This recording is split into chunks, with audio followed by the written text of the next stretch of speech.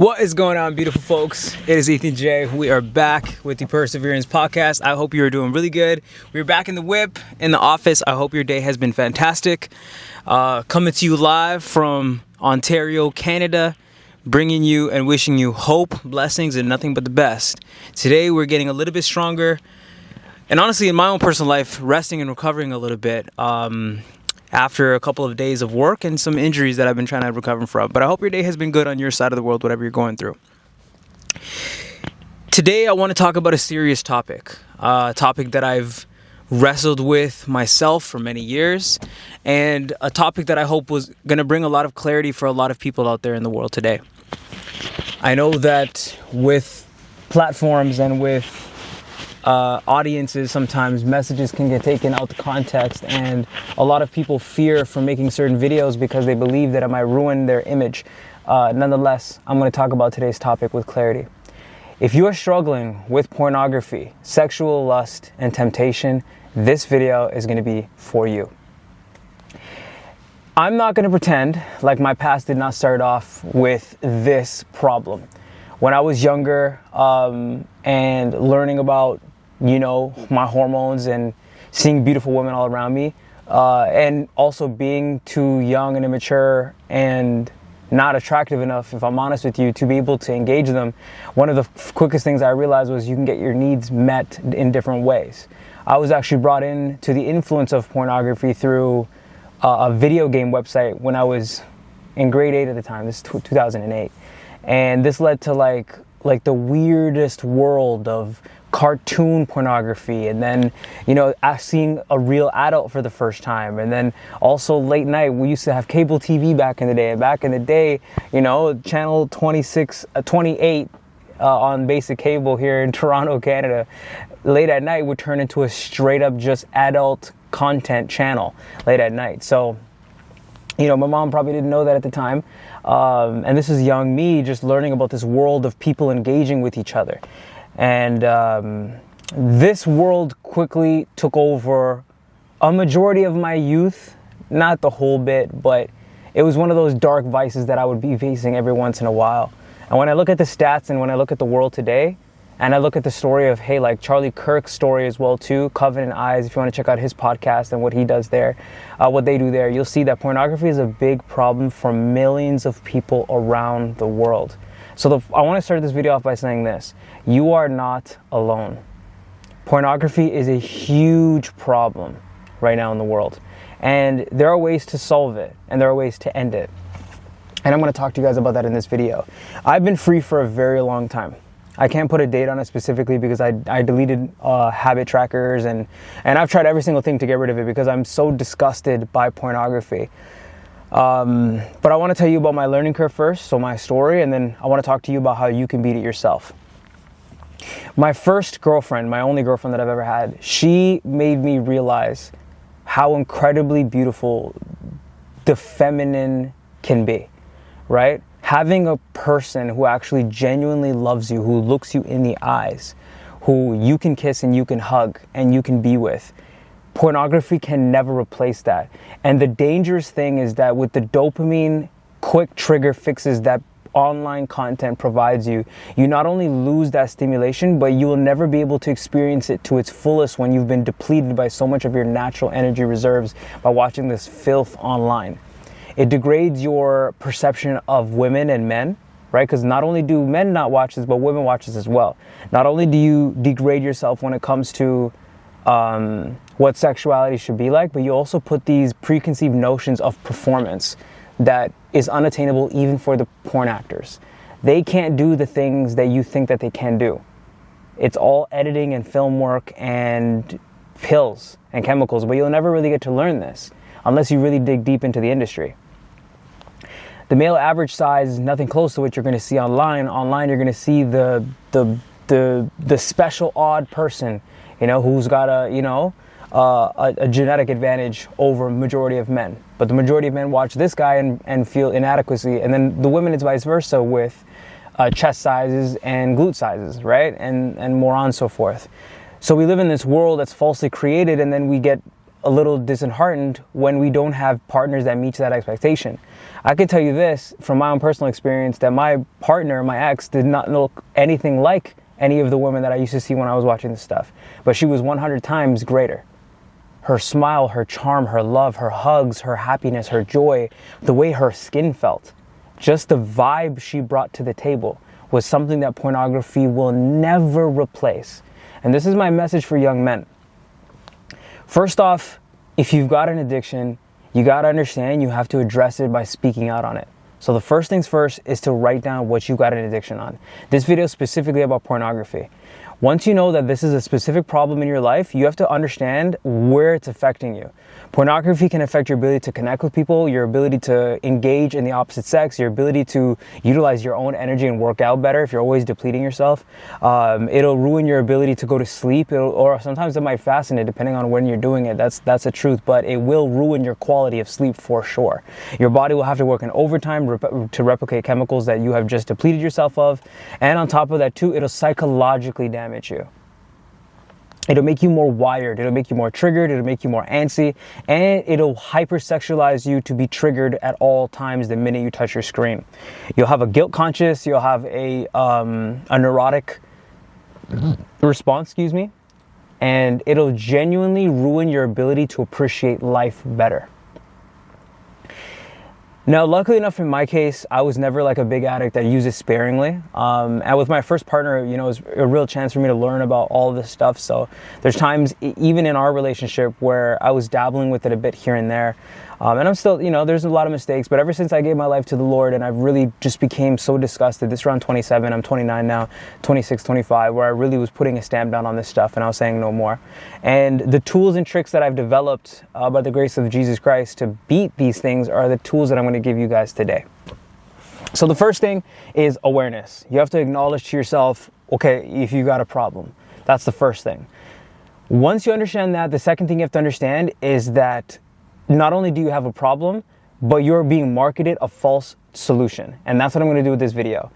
All these women that are on OnlyFans, the men that are on OnlyFans, the pornography creators, the spicy video creators, you have to understand that they're selling you a certain type of vice, intriguing you in order for you to engage and buy into a system. Your goal is to beat that by being something different. You have to understand that you're being triggered. Once you know how they trigger you, you can beat this. If you're single in a season of singleness in your life right now, you have to understand that sexuality is one of the greatest ways the devil and marketers are going to use tactics to captivate your attention and take your time away from whatever it is you're doing, right? So if you're up late at night, if you're drinking caffeine and sugar late at night, if you're watching YouTube videos or Netflix videos late at night and there's spicy scenes, these can trigger states in you that are naturally hardwired in you, and they can aid in the promotion of these tools. So first, recognition, and then understanding triggers. The third thing you want to understand is, how do you beat something on your own when you feel like it's just an island in you? It's simple. You go to war against the thing that's holding you back, because at the end of the day, every single day, the only thing that's holding you back is you. So if you put these really firm military style stances on things, I'm not going to drink, I'm not going to smoke, I'm not going to watch porn, I'm not going to quote unquote touch myself, I'm not going to do any of these things.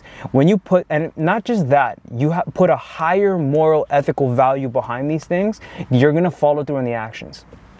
So simple, right? When I think about smoking and drinking, I don't do actions that destroy my physical health.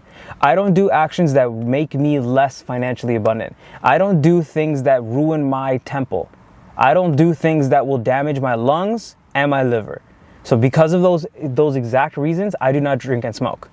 I do not want to waste my time giving my time to useless people. I don't want to waste my time and my money and give it to people that do not provide insane or inherent value. I do not do things that damage or ruin my mental state. And for those reasons, I do not watch pornography, right? Or it could be simpler, tool, how do I say it? Simpler stances on things. You might not want to do it because you don't want to disrespect your mother. You don't want to disrespect your father. You want to be a better husband. You want to be a better boyfriend. You want to be a better partner. So for all of those reasons, it'll give you enough motivation to not to not watch this stuff. The stronger your ethics and virtue, the more you will fight and be able to battle this stuff. But you have to put a stance on this stuff out loud and label and clarify why you got to beat this stuff. I'm just giving you the tools that I've used. So if you have a pornography problem, if you have a lust problem and you want to break through, the best way to do it is surrender it to God, surrender it to Jesus, and then begin to hate the way the enemy is using your own brothers and sisters, and reminding yourself that this is not the way that God has naturally designed us to be. He designed us to be with one partner and joined together in union. And that whole experience of sexuality and lust, you're supposed to keep that behind private closed doors with you and your wife. And that's one of the greatest parts of being in a relationship with someone you genuinely are attracted to and love. That aspect. But what the devil has done is he's perverted it. And he's made it something that everyone can get access to. So how are you going to get freedom from this stuff? Start clarifying and start really deeply from the bottom of your soul addressing the need, the pure desire, the need to no longer be attached to this stuff and to do things for the right reason. Now, why is a personal trainer talking about this? I was inspired by Charlie Kirk. That's the first thing, and his stance on pornography, how open he was about it, how he was battling it up until his late 25th year. And this reminded me about one thing. It doesn't matter about if you're white, black, Asian, whatever. This is a problem that everyone is facing. And the minute that we start to address this and say, you know what, this over-sexualized society, demonizing sexuality, teaching these kids to do things that they shouldn't be doing, and then also forcing us to be addicted to content that is depriving us of the natural needs that are supposed to be met in a relationship, is sick, is filthy, is disgusting, it's wrong, and we need to change it. And how we do that is we start saying no now. Right? This is going to change the next generation. This is going to change how we view our women, our children, how we court our partners. Cheating will stop. Jumping from partner to partner will stop when we can honor our partners and honor our sexuality better. And I want to tell you guys this.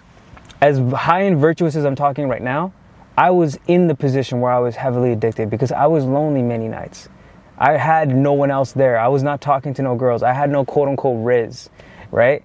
And I lost a lot of battles. But in that process, the Lord didn't send me my wife. The Lord didn't send me help. He didn't help me find a new church. Right now I don't have a church or like a mentorship, but you know what he did? He helped me build a genuine resentment towards what is happening. And one of my biggest passions is aligning back to the natural way that humans should be living life. So if you have a problem with lust and sexual addiction right now, I want you to first start becoming sick of how you're being advertised and how it's being marketed to you. Next, write down exactly what the negatives and the pros are and the cons are to this vice. And the third thing is start to hate the very thing that is in front of you. This doesn't mean that if you see a provocative woman that you're going to throw rocks at her. No. You have to love her and understand that she's just using cards. She's just a business person using a certain type of business to get results. And that's the way that I see it now, right? Everyone here has either a way of making a living in life. Some people have chosen the easiest path, which is lust.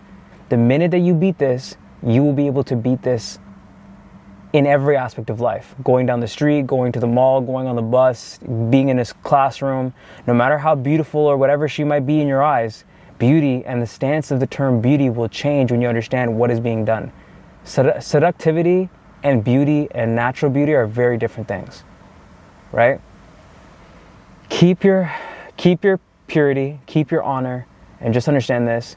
Pornography is not the right way forward. I hope this video helps you. I hope this video gives you some clarity. I personally believe that pornography should be banned. It should be cut out from the internet. It should not be allowed to be on the internet. So if you agree with me on these stances, let me know in the comments down below, and maybe we can start to make a change and make Charlie proud the way that he would with this topic, and moreover on many more. And not just Charlie, but Jesus. How would Jesus want us to live our lives? Be blessed.